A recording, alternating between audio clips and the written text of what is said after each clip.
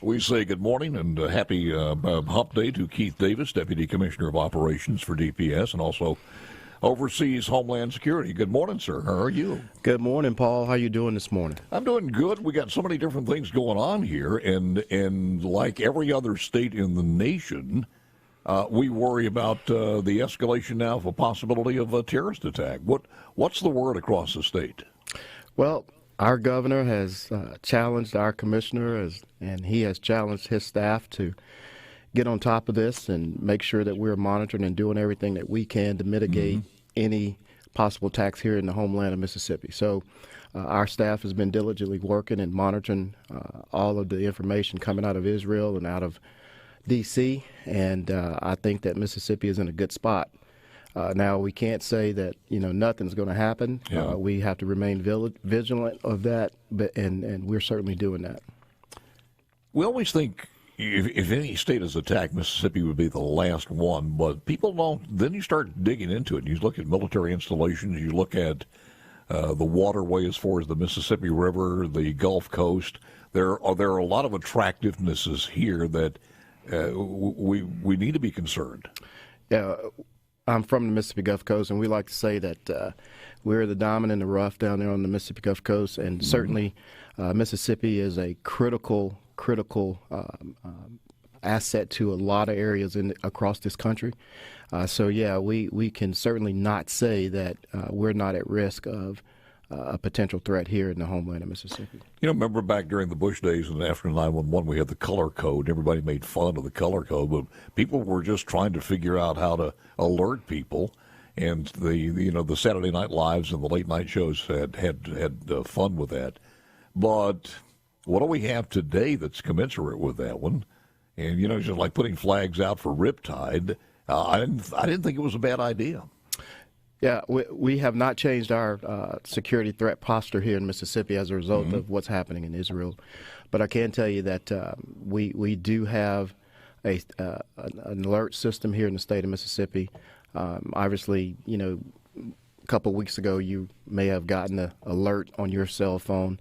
Yeah. We participate in that national program as well as some alert capabilities inside of our state. So we are certainly on top of that. I'm laughing because there were a lot of kids who were told not to have their phones on, and I think this happened all across America. And they were found out when that went, because it was incessant, man. It went off numerous times. Yeah. I would be curious for you to ask the Commissioner of the Department of Corrections how that went inside the prison system. Ooh, I never thought about that. Next time he's on, I'll ask Commissioner Kane about that.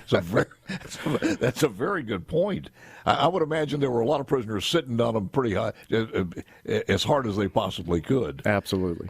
All right, so you're saying we're not at any. Do you normally get some warnings like this? I mean, is it every single day or every single week there's some things that you have to investigate? Yes, we have the Mississippi Fusion Center who sits out in Pearl and receives information from across the state from all of our local partners as well as our federal partners that, feeds down information to the Fusion Center and doing the things that's necessary to ensure that we're doing everything that we possibly can to mitigate any threat to our citizens here in Mississippi. You just caused me a flashback. I remember, what was it, some youngsters in Vicksburg, Mississippi, that happened, 5-10 years ago? It's been a long time, it seems like, where she was converted to that, or they had to, I think they're serving some jail time now, or were serving some jail time, where she went into the Al-Qaeda or something like that. I forgot what it was, but you remember that story? I do vaguely remember that story, yeah, yes. Our world is a smaller place. No. I was talking to someone yesterday about how small the world is in terms of the internet and individuals who struggle socially, seeking attention from others, that get themselves caught up in that type of activity. And those bad actors in that part of the world have nothing more to do than just to sit at a computer and entice these young people.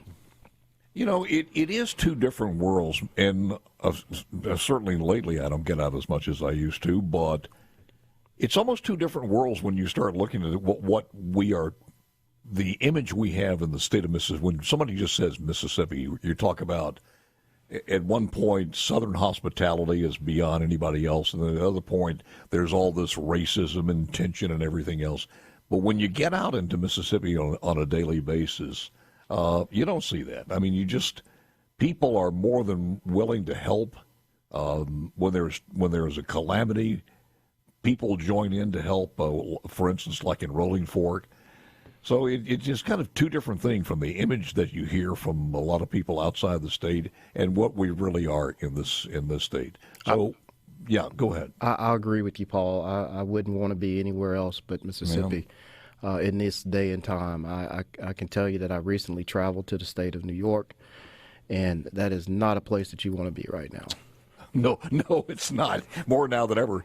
Well, you should have left there and gone to San Francisco. So no, thank you. You know, we say that a lot of times about these young kids now because when they graduated from school, they wanted to stretch their wings and fly to different places. But, if they've got any intellect at all, they know what's going on in places like New York or San Francisco or Oregon and places like that. And I think if the opportunity is here now, they're looking at it and saying, it might be best to stay in our state. You're absolutely right. That could be the silver lining. We always talk about the brain drain, and, we may be able to entice some of our young people to stay home in light of what's going on across our country. Keith, is there a 800 number to call if people see something that they could call it in? There is a See Something, Say Something app that we encourage individuals to use. The Office of Homeland Security monitors that very. Google up Mississippi Homeland Security?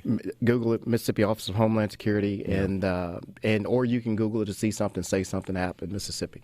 And you can leave information and obviously go to our website at the Mississippi Office of Homeland Security for more information. We put information up there quite frequently about what's going on across our state. I think the last time we talked about this, we brought in the security, of course, when that happens of the nuclear power plant we have in Port Gibson. That's correct. We are obviously concerned with that threat over in the Vicksburg area, as well as some other critical infrastructure that we have in our state. Yeah.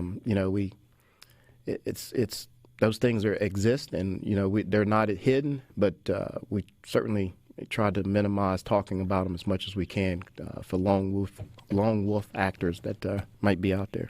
Last Thursday, when we heard this from some of the groups out there saying that they're calling for jihad on Friday, which was the 13th, did we have anything across the state unusual happen or any threats that you heard of? I'm happy to report that we did not.